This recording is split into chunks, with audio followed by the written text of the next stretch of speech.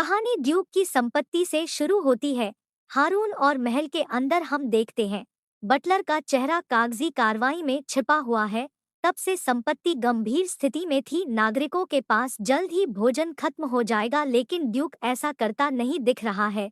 तब की स्थिति के बारे में कुछ भी अचानक ऐसा लगेगा मानो कोई उल्कापिंड गुजर गया हो उसकी खिड़की के पास और एक विस्फोट का कारण बना। उसने खिड़की खोली और बाहर देखा कि नागरिकों के घरों में आग लगा दी गई और शाही सेना हमला कर रही थी। संपत्ति के नागरिक फिर सम्राट जेरोन ने अपने जादूगरों को सक्रिय होने का आदेश दिया। उनकी कुशलता और जैसे ही उल्कापात हुआ, बटलर ने अपना ध्यान ड्यूक की ओर लगाया जो सबसे ऊंचे स्थान पर खड़ा था। महल उसकी मौत का इंतजार कर रहा है। बटलर ने ड्यूक को चेतावनी देने की पूरी कोशिश की उल्कापिंड का, लेकिन तब तक बहुत देर हो चुकी थी और उसके तुरंत बाद ड्यूक की हत्या कर दी गई। उस समय ड्यूक के समान ही भाग्य का सामना करना पड़ा। हम एक लाल बालों वाले आदमी को जागते हुए देखते हैं जो एक दुःस्वप्न जैसा लग रहा था। Redhead Buttler. और उसके बाद था दर्पण को जांचने पर उसने देखा कि वह 20 वर्ष बाद ड्यूक आरोन के रूप में पुनर्जन्म हुआ। उसके बाद पहले दिन का अतीत एहसास हुआ कि उसने पुनर्जन्म लिया है। ड्यूक ने खुद को अपने कमरे में बंद कर लिया। दूसरे दिन खाने या पीने से इनकार करना। वह उठकर सम्राट को कोसने लगेगा जो उसे और वहां के नागरिकों को मार डाला जब तक वह सो नहीं गया।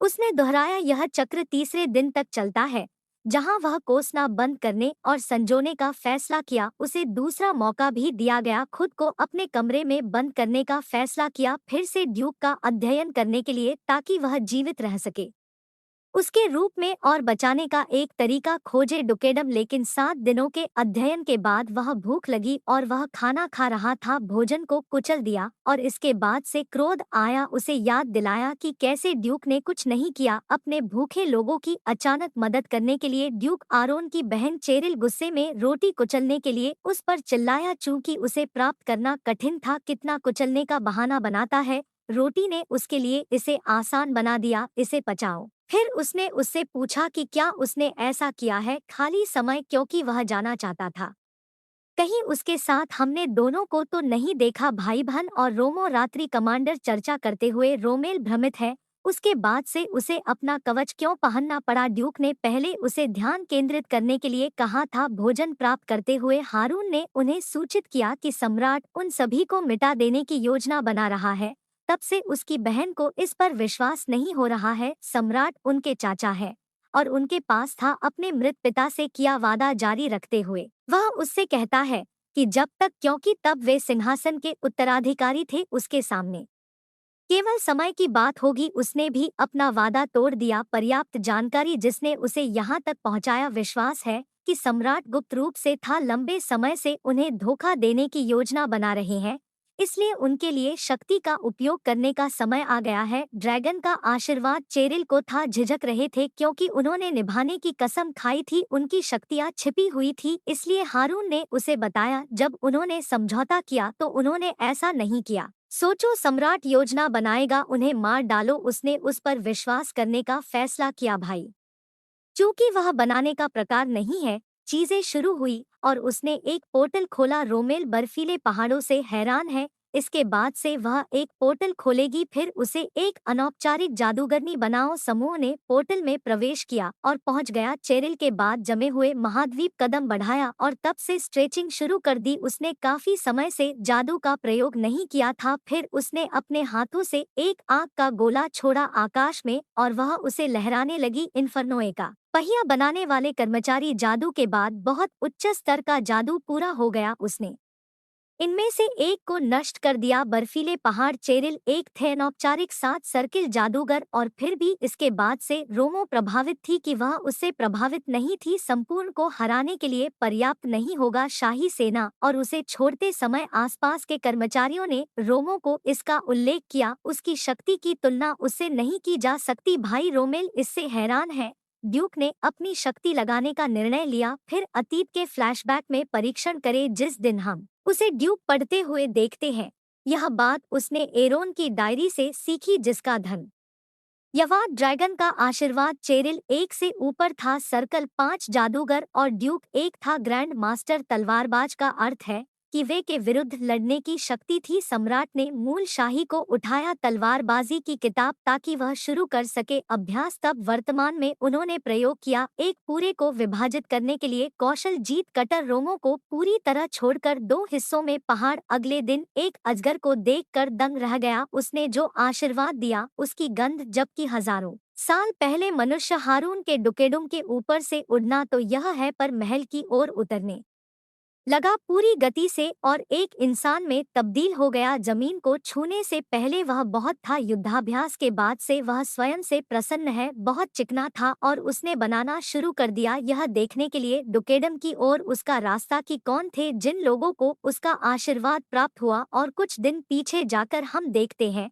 लाइब्रेरी में बटलर ड्यूक का पाठ पढ़ रहा है, पुनर्जन्म और अंदर होने के बाद डायरी से उसे पता चला कि वह ड्यूक की है। पिता को उनके छोटे भाई ने धोखा दिया। भाई जेरोन और राजकुमारों का एक समूह, वे इन राजकुमारों के साथ थे अपने पिता को उखाड़ फेंकने में सक्षम और उसके बाद उनके पिता उनके पास से गुजरे और चेरिल थे। साम्राज्य से निर्वासित होना ही एकमात्र कारण था। वे अब तक जेरोन के कारण जीवित थे। अपने पिता से वादा किया कि वह उनकी रक्षा करेगा, इसलिए हारून को बनाया गया। ब्रॉन क्षेत्र का ड्यूक जो था के बाहरी इलाके में स्थित है महाद्वीप, लेकिन भूरा क्षेत्र था बेडॉल और वे अक्सर होते थे। हालांकि उसके बाद से राक्षसों द्वारा हमला किया गया और उसकी बहन को ड्रैगन प्राप्त हुआ। जन्म के समय आशीर्वाद देने में वे सक्षम थे। बाद में क्षेत्र की समस्या का समाधान करे, इसलिए उन्होंने चुपचाप रहने का फैसला किया। जेरोन का ध्यान आकर्षित नहीं करेगा। किताब ने वादे के बाद से उसे नाराज कर दिया। एक मरा हुआ आदमी उनके लिए अधिक महत्वपूर्ण था। ड्यूक अपने पिछले जीवन में जीवन की तुलना में वर्तमान में उसके नागरिकों की ब्रॉन क्षेत्र सेसिलिया का प्लाजा विवियन चर्च के संतों ने चंगा किया युवा लड़के का हाथ और सहलाते समय लड़के के सिर पर यह घोषणा की गई थी। ड्यूक ने सभी को इकट्ठा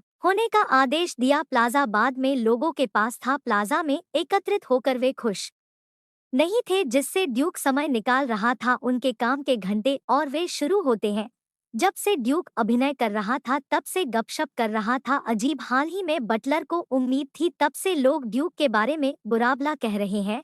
हारून एक बुरा नेता था और उसने ऐसा ही किया। उस पर जारी लोगों के लिए कुछ भी नहीं। लोगों को एक और जनजाति के बारे में जानकारी देता है, वह क्षेत्र को लक्षित कर रहा है और कैसे जनजाति उनके लिए खतरा पैदा कर सकती है। नागरिकों को भोजन की आपूर्ति पहले से ही थी। ओआरसी की धमकी के बारे में जानते थे, लेकिन वे नहीं थे। उम्मीद है कि ड्यूक उनसे मदद मांगेगा। उसके बाद ड्यूक ने घोषणा की कि वह वापस लड़ेगा, कि वे अब आराम से नहीं बैठेंगे, इसके बजाय उन पर हमला शुरू हो जाएगा। जवाबी कार्रवाई के लिए नागरिक चिंतित थे, चूंकि वे नहीं जानते थे कि उनके पास है या नहीं वापस लड़ने की शक्ति। लेकिन उसके कहने के बाद उन्हें की ओर उनकी चोरी कर रहे थे भोजन से वे क्रोधित हो गए और उन्होंने खेलना शुरू कर दिया सीधे हारून के हाथों में। पहले से ड्रैगन जो था, भीड़ में से देखने पर यह निर्णय हुआ हारून देखने लायक था। थोड़ी देर बाद हम युग को देखते हैं और वित्त का प्रभारी व्यक्ति के बारे में तीखी बहस हो रही है। उन्हें मिलने वाले भोजन के बजाय कवच का वित्तपोषण। रुमेल ने उसे रोका जो उन्हें यह बताता है कोई हाथ में लेकर आया था। ड्यूक रेनन का अनुशंसा पत्र। इंसान के वेश में अजगर घुसा कमरा और अपना परिचय देने के बाद दयालुता ने उसे अपना पत्र सौंप दिया। सिफारिश। हारून पत्र लेता है और अपने ज्ञान के कारण वह जानता है वह दयालुता एक रणनीतिकार थी। 1 वर्ष तक ड्यूक राइन के साथ रहे। पत्र में रेनन लिखते हैं कि उन्हें बीते हुए 3 साल हो गए हैं। उसका मन ब्रॉन क्षेत्र के लिए रवाना हो गया। जब वह सोचता है तो उसे सहजता नहीं होती उन राक्षसों के बारे में जिनसे उन्हें लड़ना पड़ा। उसने उन्हें रणनीतिकार और कुछ के रूप में भेजा, इस उम्मीद में पैसा कि इससे उन्हें मदद मिलेगी। पत्र पढ़ने के बाद संपदा चलाए। हारून उससे पैसे के बारे में पूछने के लिए मुड़ा और वित्त का नेता उत्साहित हो जाता है,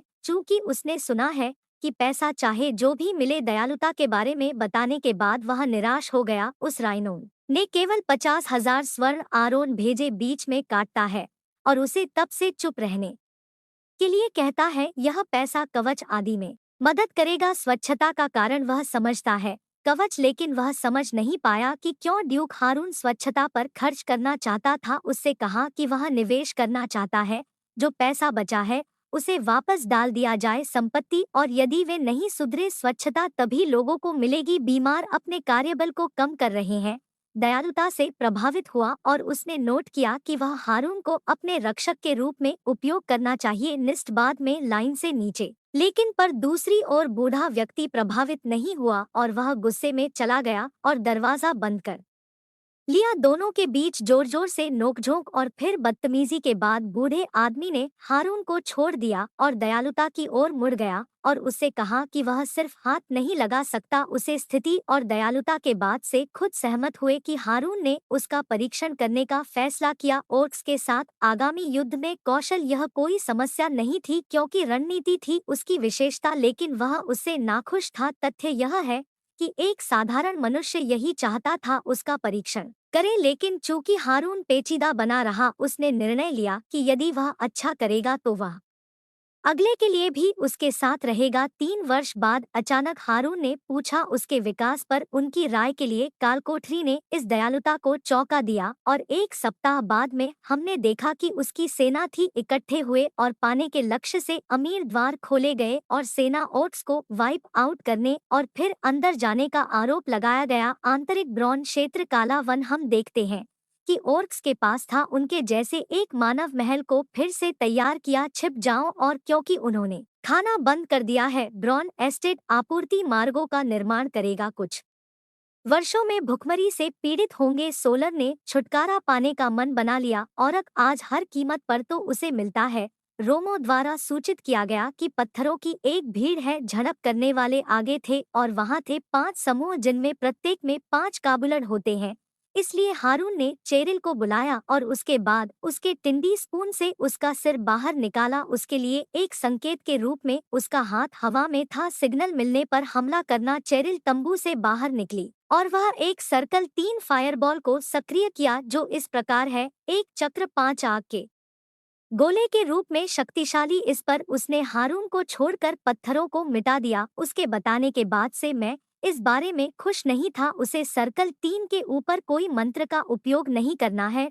वे आकर्षित करने से बचेंगे। सम्राट का ध्यान उसकी ओर नहीं गया। इतनी दयालुता को ध्यान से देखना शुरू कर दिया। उससे कहा कि चिंता मत करो क्योंकि शब्द ऐसा ही होगा, जल्दी या बाद में बाहर निकले। लेकिन अगर तब सैनिकों ने अपना मुंह बंद रखा, हारून पर आगे बढ़ना कोई बड़ी बात नहीं होगी। दयालुता से पूछा कि क्या उसे वह स्थान मिल गया। उससे कहा कि देखो और दया करो। जवाब देते हुए कहा कि उसने फिर एक में किया। उनसे एक दिन पहले का फ्लैशबैक हम जो ओर्क्स देखते हैं उनसे लड़ने के लिए भेजा गया। दयालुता एरोन, चेरिल और रोमो को सूचित कर रही है युद्ध जीतने का सबसे अच्छा तरीका यही है तो बिना लड़े, लेकिन ऐसा नहीं है। राक्षसों के साथ संभव था इसलिए उन्हें ऐसा करना पड़ा। उन्हें जाल में फंसाओ और ऐसा होगा। उन्हें नुकसान को कम करने की अनुमति दे। वहां सैनिकों की संख्या लगभग 2000 ऑर्क्स थी। कुरुब जनजाति तो भले ही वे जीते, लड़ाई के बाद से उनका नुकसान बहुत बड़ा होगा। उनके पास केवल 500 सैनिक थे और वे रहेंगे चूंकि उन्हें अधिक प्रयास करना होगा। इतनी दयालुता से हमला करने वाले थे। तब से कलवारी को चारे के रूप में उपयोग करने की योजना है। उन्हें पकड़ना मुश्किल होगा और वे पैदल सैनिकों को छिपा सकते थे। ऑर्क्स पर घात लगाकर उन्हें खत्म करने के लिए जंगल, फिर उनमें से कुछ को वे लालच देंगे। बाकी औरत के नीचे तक पहाड़ी और ढाल वाले सैनिक होंगे। चारों तरफ से दबाव बनाकर उन्हें घेर लो। पक्षों से हारून बहुत प्रभावित हुआ। वह रणनीति जो दयालुता के साथ आई और जेल में हम कुछ ऑर्क्स को निरीक्षण करते हुए देखते हैं। कोबल्स के जले हुए शरीर। बाद में उन्होंने शवों को उठाया और यह देखकर वापस अपने महलों की ओर भागे। दयालुता ने हारून को सूचित किया कि ओर्क्स वे होशियार थे क्योंकि वे तैयारी करना जानते थे कि शव देखकर युद्ध के लिए कोबोर्ड्स, और फिर यदि वे वही थे स्मार्ट, उन्हें पकड़ना चाहिए और उपयोग करना चाहिए उन्हें कालकोठरी विकास के लिए। हारून ने उल्लेख किया। हारून ने सोचा कि यह एक था अच्छा विचार है, लेकिन उन्होंने सवाल किया कि क्या ऑर्क्स, चूंकि उसने वही पढ़ा था इसलिए वह उसकी बात मानेगा। इससे रेगन उन्हें नियंत्रित कर सकते थे। दयालुता घबराई हुई थी क्योंकि वह एक अजगर था और उसने हारून से कहा कि ओर्क्स उनकी बात मानते हैं शक्ति के साथ, न केवल ड्रैगन। हारून ने चुना यह तय करने के लिए कि क्या वह ओर्क्स चाहता है उसके बाद से स्थिति पर निर्भर करता है। नहीं चाहते थे कि उनका सैनिक घायल हो। उनकी कृपा के कारण इसके बाद पढ़ा उन्होंने बातचीत शुरू करने का फैसला किया लड़ाई और उसने चेरिल को 200 लेने का आदेश दिया। जंगल में सैनिक घात लगाकर हमला करते हैं। ओर्क्स और रोमेल के साथ खड़े होने के लिए फिर पहाड़ी के नीचे ढाले उसने दयालुता को वहीं खड़े रहने का आदेश दिया। पहाड़ी की चोटी और देने के बाद उसने तीनों को अपनी सेना को आदेश दिया फिर के महल में चार्ज करने के लिए। ऑर्क्स एन ऑर्कन ने कुरुक को नेता बनाया। वे ऑर्क्स जिनके बारे में मनुष्य जाने वाले थे उन पर हमला करो। किरिक इतना कहकर खड़ा हो जाता है वे उन कायरों को मार डालेंगे जो थे एक दीवार के पीछे और कुरा के बाहर छिपा हुआ अपनी सेना को मारने और लूटने के लिए उकसाया। उसने हारून की सेना को रिहा करने का आदेश दिया। बुलहेड और एक गेट खोलने के बाद एक पिन एक मिनोटॉर इसके साथ बाहर आया। हारून की सेना की ओर चलने लगा। बाद में उस शाम हमें दयालुता दिखाई देती है एक पक्षी और एक के साथ ओर्क्स पर नजर रखना। हारून और उसकी सेना को निर्देशित करने के लिए जादुई गेंद और औरत के करीब पहुंचने के बाद हारून ने अपनी सेना को आक्रमण करने का आदेश दिया। गठन और दोनों सेनाएं आपस में भिड़ गई। लड़ाई हवा में भड़क उठी और कोशिश की गई गणना करे कि उन्हें और कितना चाहिए ऑर्क्स को धक्का देने के लिए, लेकिन उसके विचार है एक मिनोटॉर द्वारा बाधित किया गया जो झूलता है और उस पर कार्य करता है। वह चकमा देने में सक्षम था हमला, लेकिन राक्षस की दहाड़ उनके गठन को बाधित किया। लेकिन उन्होंने आदेश दिया उसकी सेना किसी भी कीमत पर हमला जारी रखेगी। वह भी क्या आरोप लगाता रहा, लेकिन वह के बाद से ओर्क्स को नहीं मारने का फैसला किया। दयालुता के शब्दों का प्रयोग करे। कालकोठरी का विकास अभी भी उसके अधीन था सिर और थोड़ी देर बाद वह रुक गया। उन्होंने ओर्क्स को काफी चिढ़ाया था और वह अपनी सेना को डेलमोक्स को पीछे हटने का आदेश दिया। वे उसकी योजना को समझ नहीं सके और वे उनके पीछे मिनोटॉर भी था तेज और यह बंद करने वाला पहला था दूरी। इसलिए हारून ने अपनी सेना को आदेश दिया पीछे हटना जारी रखे और वह शुरू हो गया। मिनोटॉर और एक ही ओर सवारी है। मिनोटॉर इनमें से एक को मारने वाला था। रातों रात हारून ने उसे अपने साथ उड़ाकर भेजा। बाद में ब्लेड ने उसे मार गिराया। रात को आर्थर को बांधने का आदेश दिया। मिनोटॉर ऊपर जंगल में आर्थर था। इससे आश्चर्य हुआ क्योंकि उसके प्रभु ने ऐसा नहीं किया। मिनोटॉर को मार डालो, लेकिन इसके बजाय वह चाहता था बाद में अपनी योजनाओं के लिए मिनोटॉर का उपयोग करना। चूंकि हारून ही भगवान था जिसका अनुसरण आर्थर ने किया था उनकी आज ना, लेकिन उनका सामना करने के कारण ओर्क्स के पास मिनोटॉर के विरुद्ध था। उन्हें पकड़ लिया, लेकिन अचानक चेरिल का आग का गोला बरसने लगा जिससे कुछ लोग मारे गए और उन्हें पीछे हटने का समय दे रहे हैं। औरक हिरोक जो उसकी मृत्यु से क्रोधित है भाई बाकी ऑर्क्स को आदेश देते हैं। उन्होंने हारून का उसकी सेना सहित पीछा किया। हारून की सेना का पीछा करना जारी रखा जब तक वे ढालों की दीवार से टकरा नहीं गए और परिरक्षित शूरवीर को चेतावनी दिए बिना ऑर्क्स को घेर लिया और फिर हारून को कुरुक से संपर्क किया और सुझाव दिया कि इस स्थिति से आमने सामने की लड़ाई हारने वाला विजेता का गुलाम बन जाता है। हालांकि कियारा को इंसान ही मिले अविश्वासी, इसलिए हारून ने अपने सम्मान की शपथ खाई एक शूरवीर के रूप में, लेकिन ताकुरिक मनुष्य नहीं थे। हारून के इस आदेश से क्रोधित हो जाओ उसकी ढाल सैनिकों को लेने के लिए जिन पदों पर सैनिक बने रहे उनके और के बीच की जगह को बंद करे। औरत इसलिए कियारा के पास कोई विकल्प नहीं था और वह युद्ध के लिए हारून की शर्तें स्वीकार कर ली। शुरू हुआ और कुरुक ने हारून पर आरोप लगाया और हालांकि एरोन ने अपने क्लब से उस पर हमला किया, हमले से आसानी से बचने में सक्षम था। किरिक ने गुस्से में हारून पर हमला करना जारी रखा, लेकिन ड्रैगन के आशीर्वाद के कारण शरीर स्वचालित रूप से प्रतिक्रिया कर रहा था। कुरुक का हमला भले ही उसने नहीं किया, हालांकि सत्ता पर उनका पूर्ण नियंत्रण है। जैसे ही वह किरोक के हमले से बच गया उसे मिल गया, उसने गुस्से में एक छोटे से चूहे को बुलाया। रोमो ने अपनी तलवार फेंकने की कोशिश की, उसे ऐसा न करने की सलाह दे क्योंकि वह एक था तलवारबाज, लेकिन उसका गुस्सा पहले से ही था। यह टिपिंग पॉइंट है, इसलिए उसे पढ़ाना पड़ा असभ्य और का सबक। यहाँ सोचा था कि हारून था माननीय और उन्होंने उसे फेंकने का फैसला किया। हालांकि रोमो अभी भी हथियार दूर है, सोचता है कि हारून नुकसान में था। चूंकि एक और की शारीरिक शक्ति अनेक होती है, मनुष्य से कई गुना अधिक, और जैसा किरिक ने उस पर हमला किया हारून को आश्चर्य हुआ कि ऐसा क्यों। ऐसा लग रहा था मानो ऑर्क धीमी गति से आगे बढ़ रहा हो। गति उन्होंने यह भी सोचा कि कितना शक्तिशाली है पंच होगा, इसलिए उसने इसे लगाने का फैसला किया परीक्षण के लिए, और उसने किरोक को आक्रमण करने दिया उस पर भूमि। और भले ही उसका चेहरा था हमले में खून बहने से उसे कोई नुकसान नहीं हुआ। हालांकि सभी शूरवीर इससे चिंतित हो जाते हैं, वे अंततः गुलाम भी बन जाएंगे। हालांकि उन्होंने व्यावहारिक रूप से युद्ध जीत लिया और ऑर्कस सम्मोहित हो गए। और जब वे मनाया गया, हारून ने कुरुक को चुप रहने को कहा और एक क्षण में वह फिर गायब हो गया। कुरुक के ऊपर दिखाई दिया और उसने थप्पड़ मारा। औरक तूफान को पीछे की ओर उड़ते हुए भेजा गया और थप्पड़ से उबरने के बाद वह शिकायत करते हुए उठता है कि हारून इसका उपयोग कर रहा था जादू। फिर से हारून ने दूरी कम कर दी और उसने ऑर्क को हवा में भेजा और ऑर्क सैनिक की ढाल से उछल गया और हारून की ओर उड़ गया। हारून ने उसे पकड़ लिया और वह दिन के उजाले को थप्पड़ मारता रहा। थप्पड़ के बाद कुरुक से बाहर कर दिया गया, मरने की कगार पर था, इसलिए उसने भीख मांगी हारून के रुकने के लिए। लेकिन हारून नहीं रुका और वह खराब चेहरे के साथ कुरुक से चला गया। इसके बाद ऑर्क वाइप आउट मिशन था।